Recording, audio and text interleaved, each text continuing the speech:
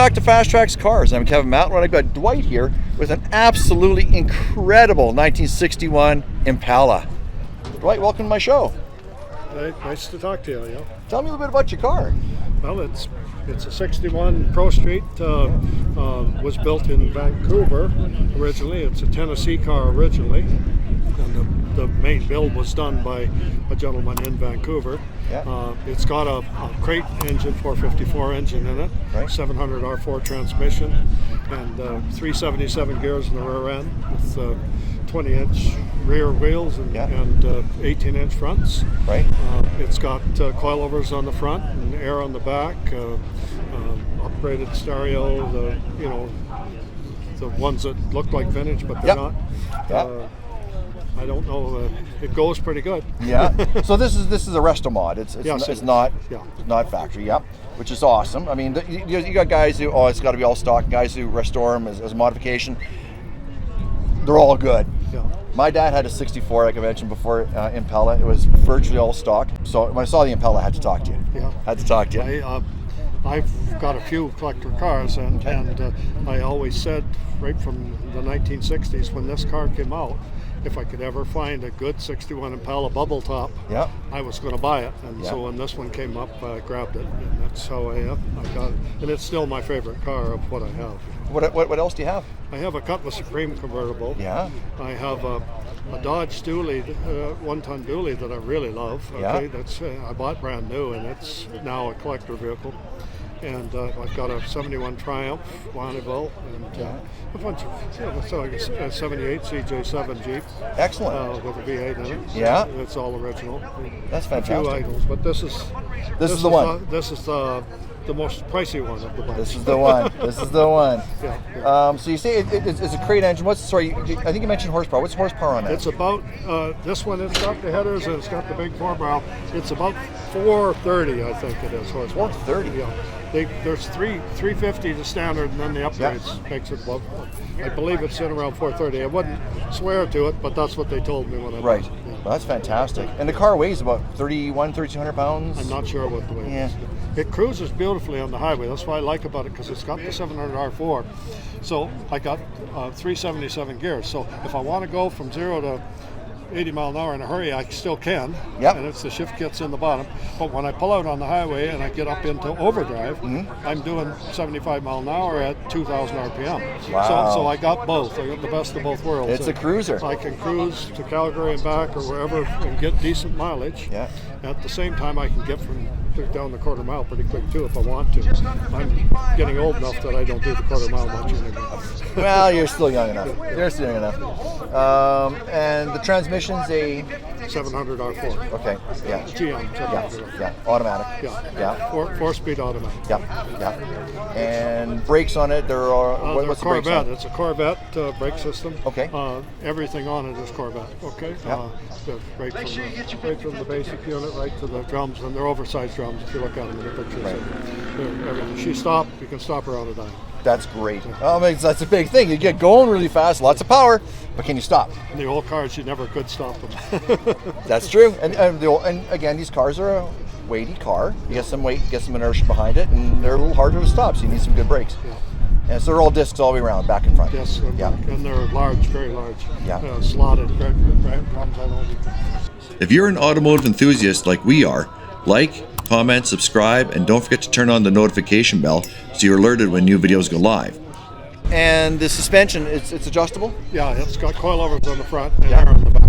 The air is manually adjusted in the trunk. Okay. So you set the pressure. And what's the rate of lift and lower on the suspension? I never moved it because it's perfect the way it is. Yeah.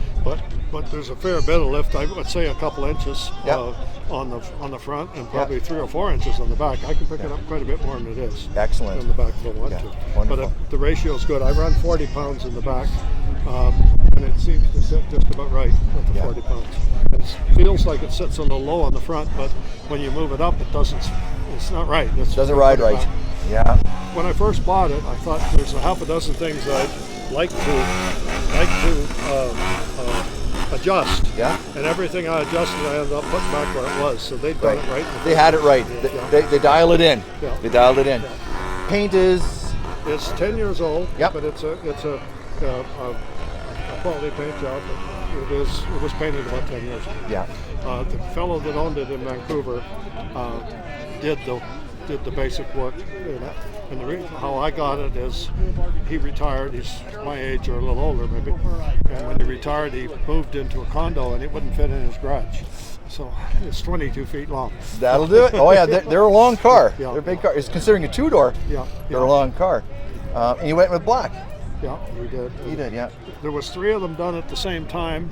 They were all built in Vancouver, and they're all in Alberta now. Okay, one's in Calgary. I seen it on a show yesterday in Calgary. This one and the other one's being sold today at EG Auctions in Red Deer. Oh, is it? Okay. Yeah, so I don't know what they're going to sell it for, but I've been watching on there this afternoon because it's on the market. It's a 4-speed with a 409. Right. And they valued it quite a bit less than this one before the auction, so I'm not real sure. I didn't go look at it, so Not I'm sure not what it's going to take. Yeah. But they dropped. It was 50 grand less than this one on the preliminary value status. Right. So I don't know. Maybe it's not as nice. I don't know. Yeah, But, we don't. Yeah. I didn't see it, but it was built with the exact same detail that these are. Excellent. And the interior is it's been redone, but it's original in the sense that that's what the interior would have looked like in '61. But it's all modified, all new interior, new vinyl or leather? It's vinyl. Vinyl, yeah. It's the same material that '61 Chevy would have had in '61. Yeah. The '64 my dad's had vinyl as well, red vinyl. Yeah. And the exhaust system on it? It's got a really, that was one of the comments that I got. It's a dual exhaust, but it's got all the resonators and everything that's supposed to have.